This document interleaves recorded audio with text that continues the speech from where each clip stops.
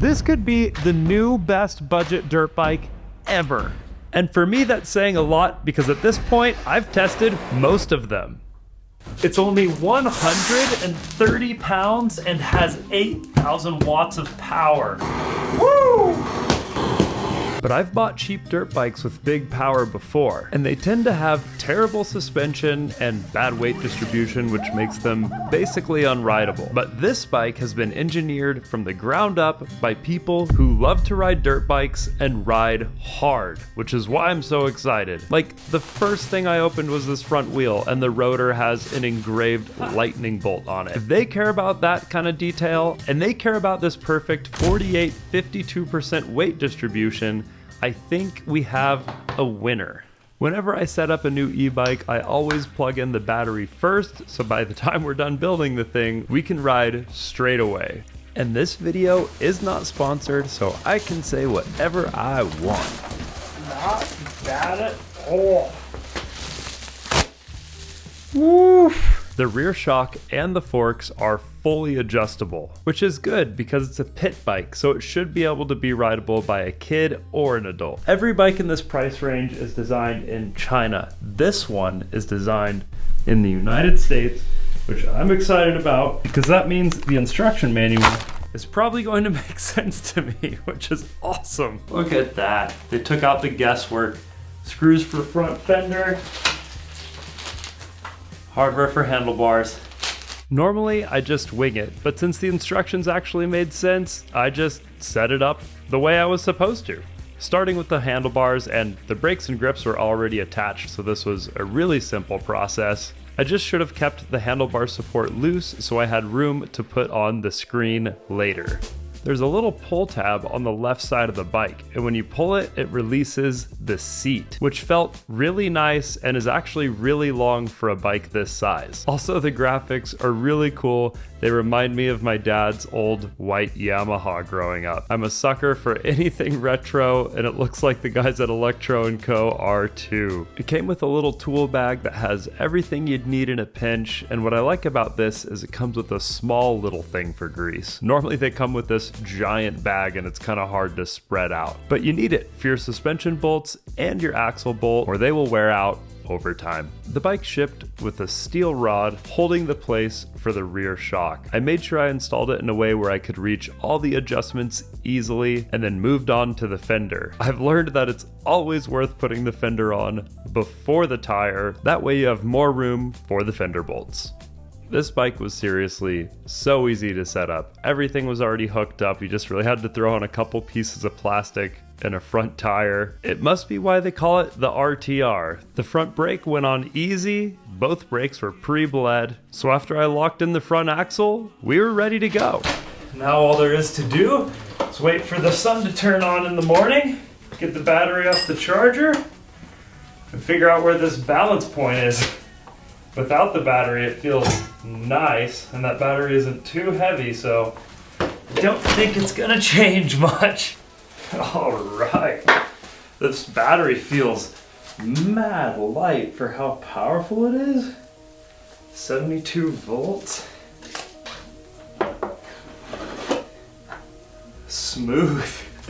No pops and like Surons do. I hate that. Just tighten this down. Battery won't wobble. The bike looks great in the daylight. I am so excited to ride this thing. I love every little detail. The lightning bolt rotors just gets me, and it's bigger than the Razor, but smaller than the Sur-Ron. It's kind of the perfect size for a mess around pit bike and a wheelie around town machine. First, we're going to test it off-road, and then we're going to take it to the streets. And of course, test the top speed. All right, got 0 miles on the dash. Let's get it.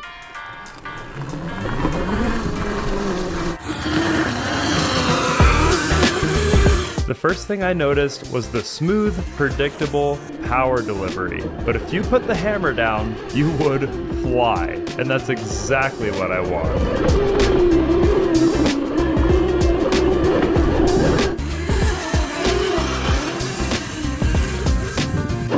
I'd be willing to bet very serious money. This is the most power you can get for the price. Holy smokes. Wow. The timers it comes with are pretty dang good too. So of course I'm happy with the power and the traction, but what about the suspension?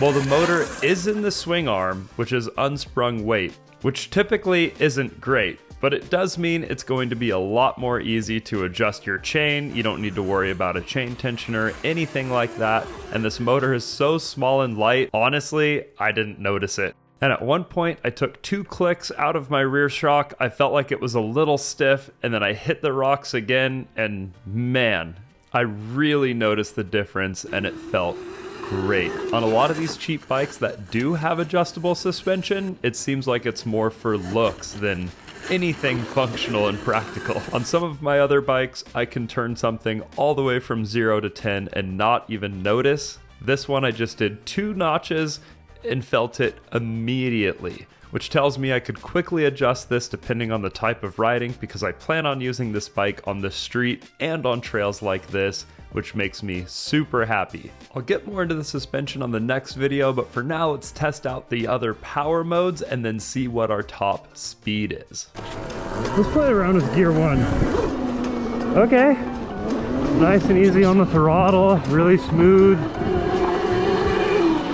Definitely less peak power.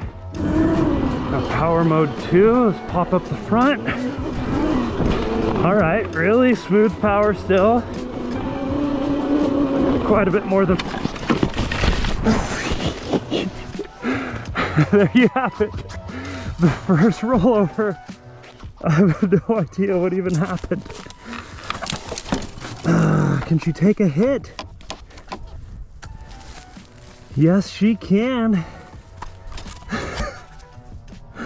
Holy smokes. Well, you always want to roll out of it. I think I just went a little off trail. Hit the ice and snow. Whoa. This is so weird. Look at this frost layer. The ground looks perfectly fine. I go into one of these frost holes and I completely sink. It's crazy. I think I packed it in enough for this jump. But I'm loving this bike so far.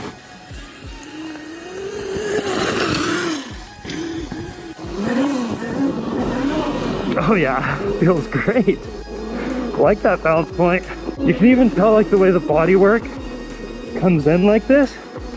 Doesn't flare out just copying a generic bodywork from another dirt bike to save a couple bucks here and there, which I really like.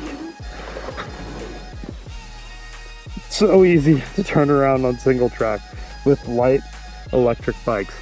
Now let's head to the street and test out the top speed.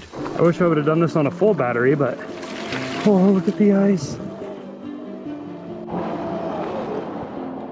All right, ready, set, go. Oh yeah, 32, 40, 44, 47, can we hit 50? Can we do 50? Yes, we can.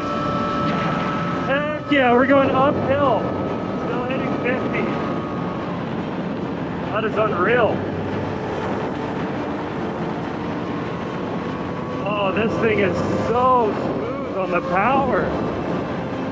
Holy smokes, it feels great. Oh, the brakes are phenomenal. We couldn't really test the brakes out to the full potential because we were on the ice. Man, are they good. That was a half mile we just pulled and not very much time at all. So needless to say, I am loving this bike, but let's compare it to the obvious, a 110 4-stroke. For a lot of people, that's the go-to pit bike. It's $3,100 from Kawasaki. They have a slightly larger version with a clutch, which of all the gas pit bikes is my absolute favorite. But this has a lot more power. The math says it's equivalent to more of like a 125 4-stroke, but that's just kilowatts converted to horsepower. What you get with an electric bike is a lot more torque, and it's instant no matter where you are in the revs, so it feels like a significantly more powerful bike. And the RTR is $3,000 right now, so the price is basically the same, and I think you get a heck of a lot more bike with the Electro & Co. We could call it 3.5 miles at 80% battery, just roaming around town doing wheelies. Mind you, I'm 185 pounds and it is way below freezing, so you could probably expect more than that. So maybe roughly like 20-mile range if it was warmer. I'm not sure how much that affects the battery. It depends on a lot of different factors, but... So I think it easily, if you have $3,000 to spend on a pit bike, you're better off buying this than a 110.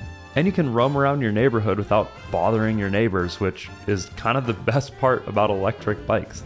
Now, my Temu 125 was only $1,000. Is this bike worth 3 times as much money as that bike? Absolutely. If you got the money, holy smokes, is it worth it? The suspension is so much better. The riding position, the seat, so much more comfortable. The weight distribution is perfect, whereas on the Temu, it's not.